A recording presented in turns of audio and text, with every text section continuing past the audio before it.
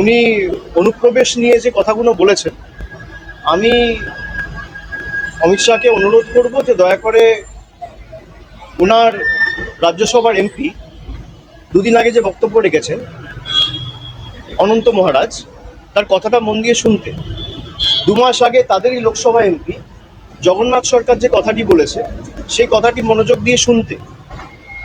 আমি বলছি না, 50 জনের বেশি বিজেপির এমএলএ যে রাজ্যসভার সাংসদকে পদ্মফুল চিহ্নে জিতিয়ে রাজ্যসভায় পাঠিয়েছে, সেই বিজেপির সাংসদ অনন্ত মহারাজ বলছেন যে দেশের স্বরাষ্ট্রমন্ত্রী হচ্ছে সব থেকে বড় ঘুষপেটিয়া আর পাকিস্তানি। আমার কথা না, যে বিজেপির সাংসদকে বিজেপির বিধায়করা নির্বাচিত করে সংসদে পাঠিয়েছে সেই বিজেপির সাংসদ বলছে 2 মাস আগে লোকসভার সাংসদ রানাঘাটের জগন্নাথ বাবু, সে বলছে যে বিজেপি যদি বাংলায় ক্ষমতায় আসে তাহলে আর বর্ডার বলে কিছু থাকবে না। সেই বর্ডার অমিত শাহ সিকিউর করার জন্য মমতা বন্দ্যোপাধ্যায়কে দায় দিচ্ছে। যে বিজেপি দলের সাংসদ বলছে যে যদি বাংলায় বিজেপি ক্ষমতায় আসে তাহলে ওপার বাংলা আর এপার বাংলায় এক করে দেবো, কোনো কাঁটাতারের বেড়া আর থাকবে না। কে বলছে? জগন্নাথ মজুমদার। আমি বলছি না, তৃণমূল বলছে না, বলছে বিজেপির নির্বাচিত সাংসদ। বিজেপি কি তার বিরুদ্ধে কোনো শোকজ নোটিশ সার্ভ করেছে? বিজেপির সর্বভারতীয় সভাপতি বা দলের নেতৃত্ব কি তাকে দল থেকে বহিষ্কার করেছে? বিজেপির নেতৃত্ব তার বিরুদ্ধে কোনো রকম কোনো ব্যবস্থা নিয়েছে? এখনো পর্যন্ত রাজ্যসভার সাংসদ অনন্ত মহারাজকেও শোকজ করা হয়নি, আর আমি যতদূর জানি জগন্নাথ বাবুকেও শোকজ করা হয়নি। তা অমিত শাহ আগে তাদের দলের বিধায়ক লোকসভা এবং রাজ্যসভা তাদের সাথে কথা বলুক, তারপর এসব বলুক। আর যে সমস্ত এইসব চিত্রনাট্য আমাদের দেখাচ্ছে যে ঘুষপেটিয়া, আরে আপনি দেশের স্বরাষ্ট্রমন্ত্রী, দেশের রাজধানীতে বিহার নির্বাচনের 4 দিন আগে বিস্ফোরণ হয়েছে, দায়ী কার? দিল্লিতে মমতা ব্যানার্জির সরকার। জম্মু কাশ্মীরে 4 জন জঙ্গি ঢুকে 26 জনকে দিনের আলোতে গুলি করে ঝাঁঝরা করে মারলো। জম্মু কাশ্মীরে পুলিশের দায়িত্বে কে রয়েছে? ইউনিয়ন মিনিস্ট্রির আন্ডারে রয়েছে পুলিশ। বর্ডারের পাহারায় কে দায়িত্বে রয়েছে? বিএসএফ। তাহলে একদিকে বিএসএফ আপনার স্বরাষ্ট্র মন্ত্রকের অধীনে, অন্যদিকে দিল্লি পুলিশ থেকে শুরু করে জম্মু কাশ্মীর পুলিশ আপনার স্বরাষ্ট্র মন্ত্রকের অধীনে। তাহলে দিল্লিতে কেন হলো?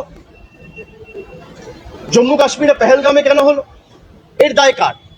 ভারতবর্ষ যবে থেকে স্বাধীন হয়েছে, দেশের স্বাধীনতার পর সারা দেশে সবথেকে ব্যর্থতম এবং সবথেকে অপদার্থতম যদি কোনো স্বরাষ্ট্রমন্ত্রী থেকে থাকে তার নাম হচ্ছে অমিত শাহ। আপনি জিজ্ঞেস করুন, যে বিজেপির সাংসদরা বলছে যে দেশের স্বরাষ্ট্রমন্ত্রী নিজে একজন ঘুষপেটিয়া, সে এসে বলছে বাংলায় ঘুষপেটিয়া আটকে। আরে বাংলায় যদি ঘুষপেটিয়া হয়ে থাকে, 11 বছর ধরে আপনার সরকার কেন্দ্রে, 6 বছর ধরে আপনি দেশের স্বরাষ্ট্রমন্ত্রী, সবার আগে আপনার রিজাইন করা উচিত। আপনি কাকে এসব বোকা বানাচ্ছেন? কাকে এসব বলে বোকা বানাচ্ছেন? আর মতুয়াদের যেভাবে ওই নাগরিকত্ব দেখিয়ে আপনারা গাজর দেখিয়েছেন, মতুয়াদের প্রতিনিধি ভারতীয় জনতা পার্টির লোকসভার সাংসদ এবং বিধায়করা বলছে যদি মতুয়ার নাম বাদ যায় বাদ যাবে। এ আবার তৃণমূল বলছে না, বিজেপির লোকেরাই বলছে। দুর্নীতি বন্ধ করার কথা বলছে, আর সব থেকে বড় দুর্নীতিবাজ থেকে পাশে বসিয়ে প্রেস কনফারেন্স করছে, যাকে টিভির পর্দায় টাকা নিতে দেখা গেছে। এই হচ্ছে ভারতীয় জনতা পার্টির রাজনীতি। যারা বাংলাকে অপমানিত করেছে, উনি গুয়াহাটি থেকে বাংলায় এসছে কালকে ফ্লাইটে। আসামের মুখ্যমন্ত্রীর নাম হচ্ছে হিমন্ত বিশ্ব শর্মা। তিনি 2 মাস আগে বলেছেন যদি কেউ বাংলায় কথা বলে তাকে ধরে ডিটেনশন ক্যাম্পে নিয়ে যাও, জেলে ঢোকাও। আপনি হিমন্ত বিশ্ব শর্মার বিরুদ্ধে কি ব্যবস্থা নিয়েছেন? বাংলার ইতিহাস জানে না। রবীন্দ্রনাথ ঠাকুরকে আজকে বলেছে রবীন্দ্রনাথ সান্যাল। রবীন্দ্রনাথ ঠাকুরের জন্মস্থান জানে না। এদের নেতারা মা দুর্গার বংশ পরিচয় নিয়ে প্রশ্ন তোলে, ঈশ্বরচন্দ্র বিদ্যাসাগরের মূর্তি ভাঙে, স্বামী বিবেকানন্দকে বামপন্থী প্রোডাক্ট বলে। তাদেরকেই পাশে বসিয়ে অমিত শাহ প্রেস কনফারেন্স করে বলে সোনার বাংলা তৈরি করবে। এই হচ্ছে বিজেপির প্রকৃত স্বরূপ। সুতরাং বিজেপি সম্পর্কে যত কম বলা যায় তত ভালো, গলা বিশ্রাম পাবে। গত নির্বাচনে এরা নির্বাচনের আগে পরিযায়ী পাখির মতো আসে। যখন বাংলার মানুষ 100 দিনের টাকা পায়নি, হা করে চিৎকার করেছে, তখন একদিন এসে মানুষকে রিলিফ দেয়নি। আজকে 2 মাস পর নির্বাচন, তাই হঠাৎ করে বাংলার কথা মনে পড়েছে। পরিযায়ী শ্রমিক, পরিযায়ী পাখির মতো। আজকে পরিযায়ী শ্রমিক থেকে শুরু করে বয়স্কদের যেভাবে হ্যারাস করা হচ্ছে এসআইআর এর নাম করে, আজকেও একজন রামনগরে মারা গেছে, গতকালও একজন রানীবাঁধে মারা গেছে, রোজ সকালে একটা করে মৃত্যু সংবাদ। কটা বিজেপির নেতা সাংসদ গেছে এই মানুষগুলোর পাশে দাঁড়াতে?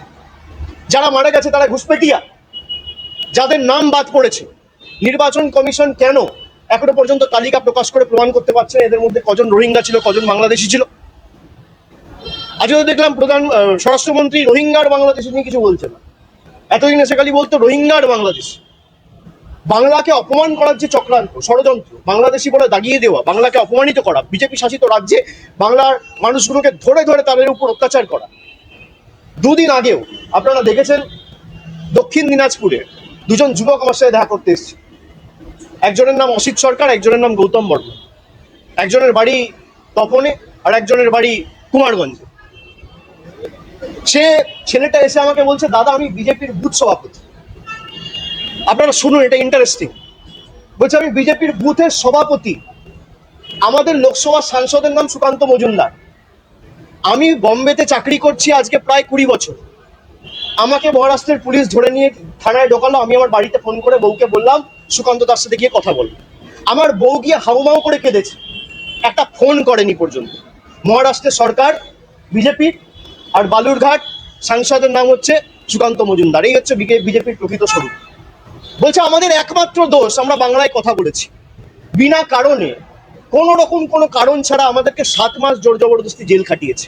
এরকম ভুড়ি ভুড়ি উদাহরণ রয়েছে, হাজারের উপর কেস রয়েছে। আর সব বিজেপি শাসিত রাজ্য, হয় উড়িষ্যা, নয় মধ্যপ্রদেশ, নয় ছত্তিশগড়, নয় রাজস্থান, নয় দিল্লি, নয় মহারাষ্ট্র। অমিত শাহ জবাব দেবে? আপনারা সাংবাদিকরা প্রশ্ন করেন না কেন? মিডিয়া হাউসের চাপ আছে আমি জানি, কিন্তু প্রশ্ন করতে তো অসুবিধা নেই, প্রশ্ন করুন। যে আপনি রবীন্দ্রনাথ ঠাকুরকে বলছেন রবীন্দ্রনাথ সান্যাল, প্রধানমন্ত্রী বঙ্কিমচন্দ্র চট্টোপাধ্যায়কে বলছে বঙ্কিম দা, রবীন্দ্রনাথ ঠাকুরের জন্মস্থান চেনেন না, পঞ্চানন বর্মাকে বলছেন পঞ্চানন বর্মন। আপনারা কি বাংলা নিয়ে কাজ করবে? আপনার বিধায়ক সাংসদরা বলছে মুতুয়ার নাম বাদ গেলে যাক, আপনার লোকসভার সাংসদরা বলছে যে